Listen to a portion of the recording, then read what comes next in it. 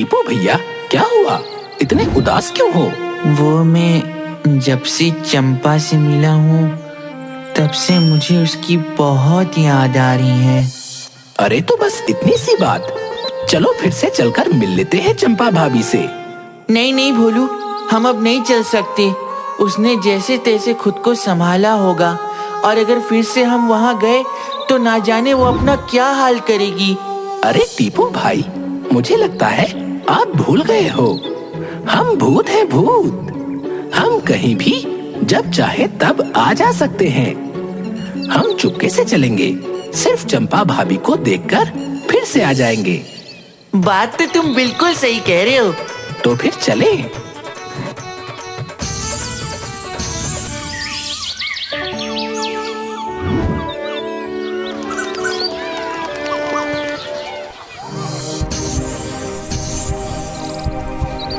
टीपू, मुझे छोड़कर मत जाओ, मत जाओ टीपू, मत जाओ। ये टीपू कौन है?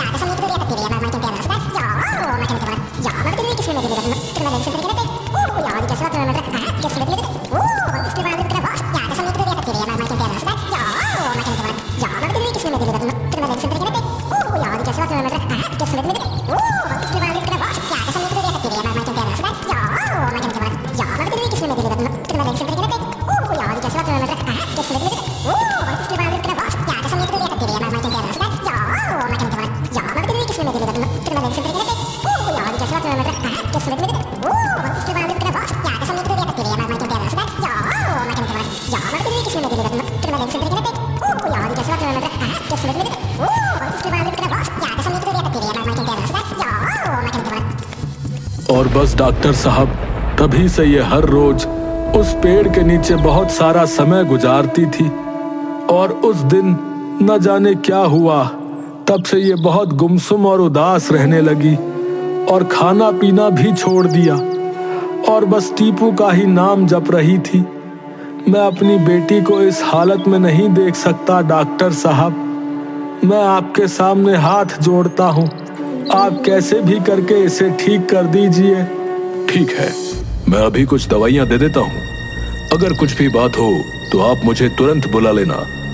और मेरे हिसाब से इन्हें अब जीवन में आगे बढ़ने की जरूरत है।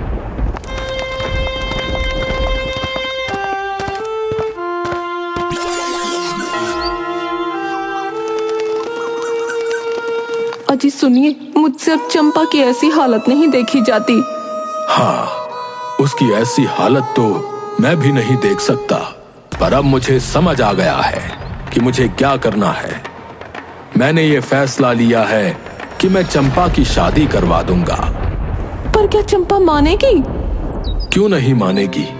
मेरी नजर में टीपू से भी ज्यादा अच्छे और समझदार चोर हैं। मैं उनमें से किसी से चंपा की शादी करवा दूंगा। ये तुमने अपना क्या हाल बना लिया है, और मैं कुछ कर भी नहीं सकता।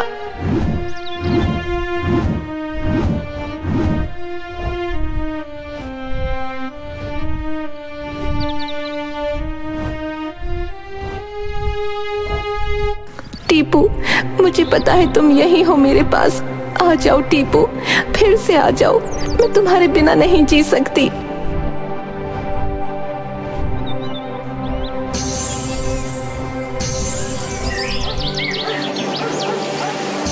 टीपू भाई, आपको पता है, एक बार एक आदमी जिसे तैरना नहीं आता था, गलती से गहरी झील में गिर गया।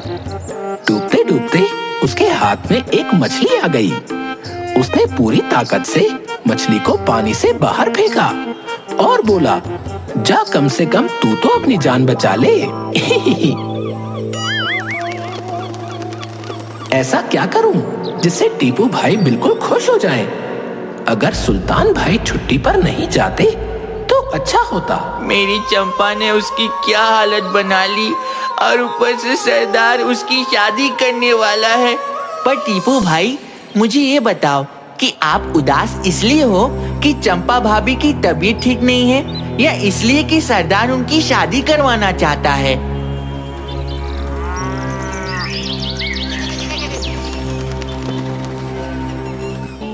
सवाल ही गलत पूछ लिया शायद।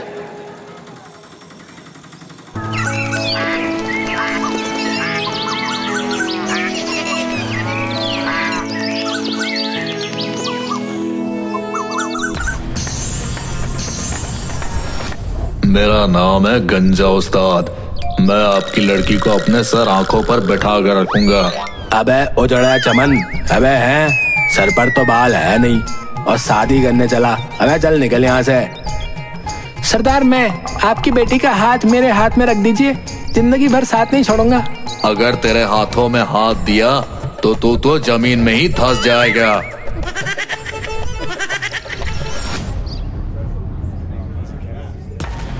क्या एक भी लड़का मेरी बेटी के काबिल नहीं है?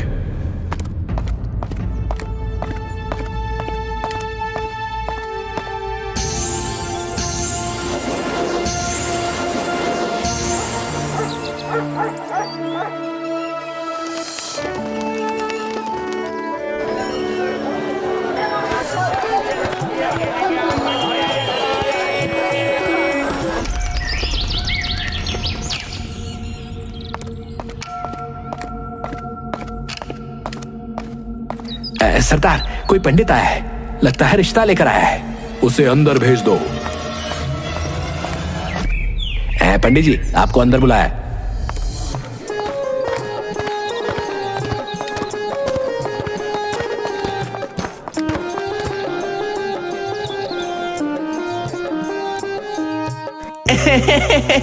वो ऐसा है ना, थोड़ा नया नया पंडित हूँ। इस भोलू ने मुझे चोरों के सरदार के यहाँ भेज दिया। अगर मेरी चोरी पकड़ ली तो ये तो मुझे जिंदा ही मार देगा। हे भगवान, मेरी मदद करना। मैंने सुना है कि आप अपनी बेटी के लिए रिश्ता ढूंढ रहे हैं। हाँ पंडित जी, आपने बिल्कुल ठीक सुना है। क्या आपकी नजर में कोई अच्छा लड़का है? हाँ हाँ, बहुत अच्छी लड़की हैं। ये देखिए, ये इंजीनियर है, ये डॉक्टर है, ये एक बिजनेसमैन है, और ये नहीं नहीं पंडित जी, मुझे ये तीनों लड़के पसंद नहीं आए। आप मुझे कोई चोर दिखाइए। मेरा बस एक ही सपना है कि मेरा दामाद एक चोर हो, और वो भी मुझसे बड़ा, जिसका निशाना मुझसे भी तेज हो, तलवारबाजी में महारथी हो, और जो मेरे बाद सरदार का पद संभाल सके। टीपू भाई ने बिल्कुल सही कहा था। ये देखिए, ये आपने जैसा बताया था बिल्कुल ऐसा ही लड़का है। इसका नाम है, नाम क्या है इसका?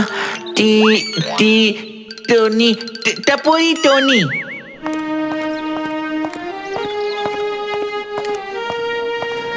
पिताजी, मैंने आपसे कहा था कि मैं टीपू के अलावा और किसी से शादी नहीं करूंगी। अरे, पर मैं ये सब तुम्हारी भलाई के लिए ही कर रहा हूँ। और कब तक उस टीपू की याद में अपनी जिंदगी खराब करोगी? अब वो नहीं रहा। पिताजी। हाँ बेटी, तुम शादी कर लो उससे, बहुत खुश रहोगी। तो अपनी बेटी की ही शादी कर दो उससे। चंपा, क्या वही संस्कार दिए हैं मैंने तुम्हें? और वैसे भी अब तुम कुछ भी कहो, मैं तुम्हारी एक नहीं सुनने वाला हूं। शादी तो तुम्हें मेरे पसंद के लड़के से ही करनी पड़ेगी। पंडित जी, आप जल्द से जल्द लड़के को ले आइए। जी ठीक है।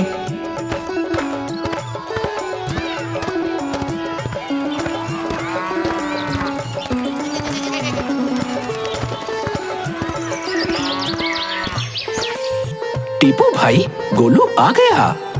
अरे गोलू, क्या हुआ? अरे भाई पूछो ही मत, मेरी तो जान ही हलक में आ गई थी। पर बात तो पक्की हो गई ना? सरदार ने लड़के और उसके परिवार को बुलाया है।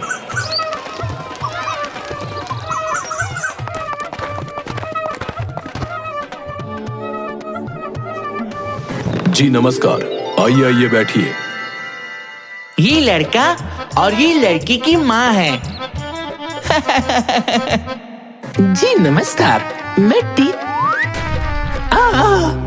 माँ, मेरा मतलब टोनी की माँ सर्वगुण संपन्न है मेरा बेटा ही। क्या मेरा बेटा लड़की से मिल सकता है? अरे इतनी भी क्या जल्दी है, अभी तो मुझे तुम्हारा चेकअप करना है। हाय राम। मेरा मतलब है मुझे आपके बेटे का टेस्ट लेना है।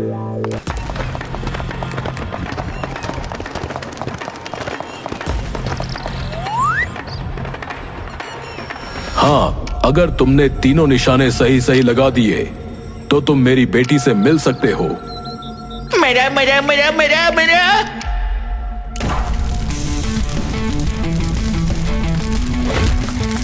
मेरा मेरा मेरा मेरा मेरा मेरा मेरा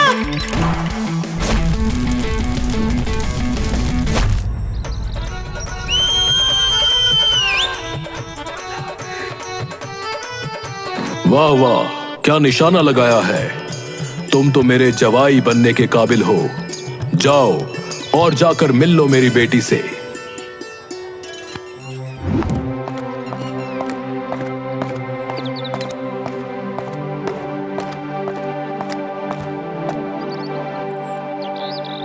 देखो, मैं तुमसे पहले ही कह रही हूँ कि मैं तुमसे शादी नहीं करना चाहती। मैं बस टीपू से प्यार करती हूँ और हमेशा उसी से ही करती रहूंगी।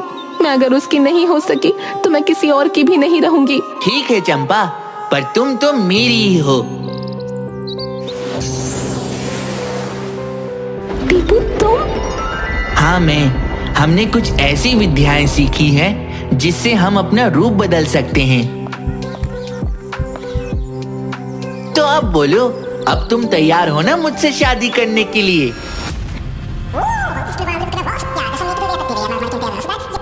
अच्छा चलो चंपा, मुझे अब जाना होगा। मैं जल्दी आऊंगा तुम्हें लेने के लिए। क्या हुआ टोनी? अरे होना क्या है, आप शादी की तैयारी कीजिए। 15 दिन बाद बहुत शुभ मुहूर्त है। शादी की तैयारियां कीजिए।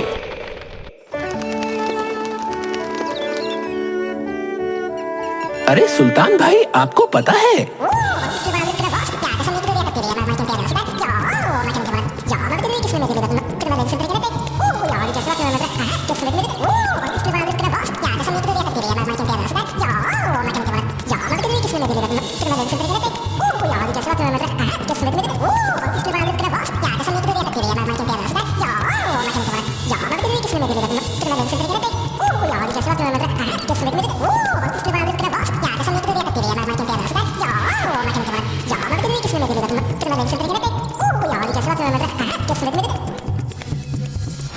मैं कुछ दिनों के लिए बाहर क्या चला गया, तुमने तो मुझे टीम से ही बाहर कर दिया।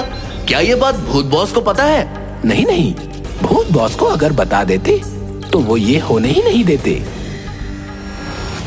क्या मेरी नाक के नीचे भूतपुर में शादी हो रही है और मुझे पता ही नहीं? अब मैं देखता हूं कि वो टीपू कैसे शादी करता है।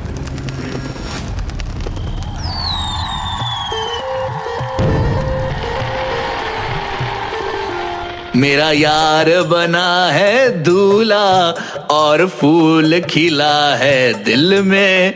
मेरी भी शादी हो जाए, दुआ करो सब मिलकर। ओए होए। चलो टोनी बेटा, वैसे सुल्तान भाई तुम बिल्कुल दूल्हे के मामा लग रहे हो। अरे तुम दोनों जाओ, मैं चंपा के लिए अंगूठी लेकर आता हूँ। अरे पर अंगूठी तो मैंने ले ली है। नहीं सुल्तान, मैं चंपा को वही अंगूठी पहनाऊंगा जो मैंने उसे पहली बार दी थी। तुम दोनों जाओ, मैं आ जाऊंगा। ठीक है, पर जल्दी आ जाना।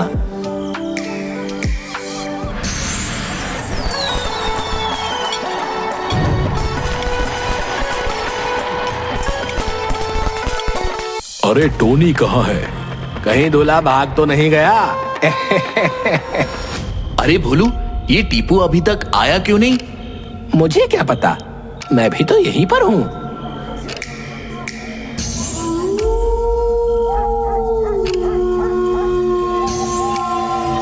टीपू, टीपू, कहाँ हो टीपू? टीपू, टीपू, कहाँ हो टीपू? अरे यहाँ तो नहीं है।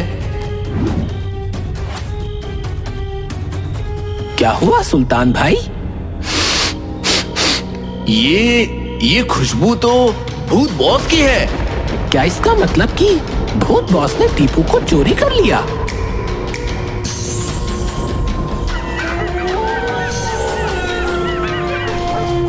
भूत बॉस, क्या आपने ही टीपू को चुराया है? हाँ भूत बॉस, बताइए कहाँ है टीपू? क्या टीपू? मुझे क्या पता कहाँ है।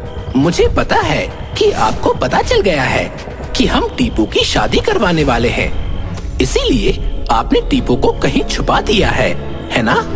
ये तुम दोनों क्या बोल रहे हो? मैं टीपू को कैद करने जरूर गया था, लेकिन चंपा, आज हम दोनों को एक होने से कोई नहीं रोक सकता। जीते जी तो मौत हम दोनों के बीच आ गई थी, लेकिन अब मरने के बाद हम फिर से एक होने जा रहे हैं। मैं आ रहा हूँ चंपा। उसकी ऐसी बातें सुनकर मुझे समझ आया कि वो दोनों एक दूसरे से कितना प्यार करते थे, इसलिए मैं फिर से आ गया। और उसके बाद टीपू कहाँ है ये मुझे नहीं पता। क्या नहीं पता? हो सकता है वो जुगनू के घर गया हो और हम उसे यहाँ ढूंढ रहे हैं।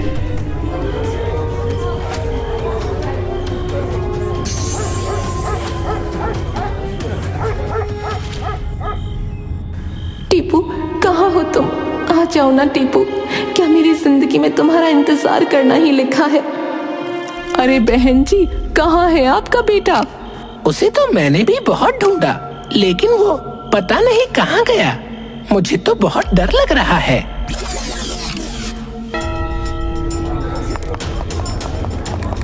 सरदार, हमने उसे बहुत ढूंढा, लेकिन वो कहीं भी नहीं मिला।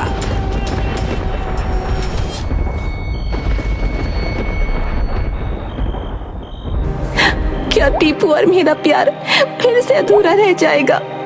टीपू आ जाओ ना। अब बस बहुत हुआ।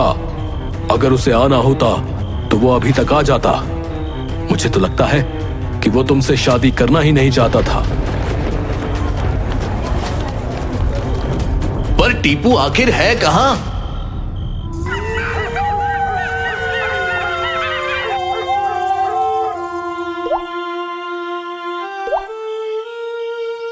चंपा, शायद हमारा मिलना किस्मत में ही नहीं था।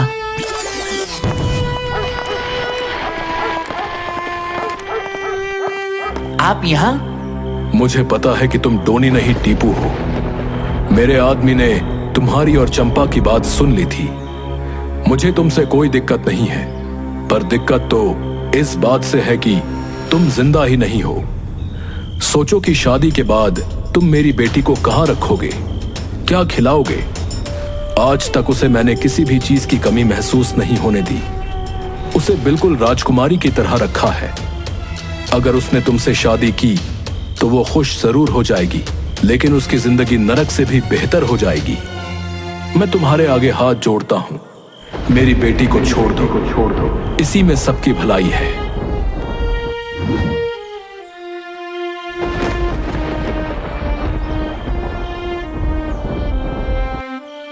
क्या टीपू और चंपा एक हो पाएंगे? ये तो हमें आगे आने वाले एपिसोड्स में ही पता चल पाएगा।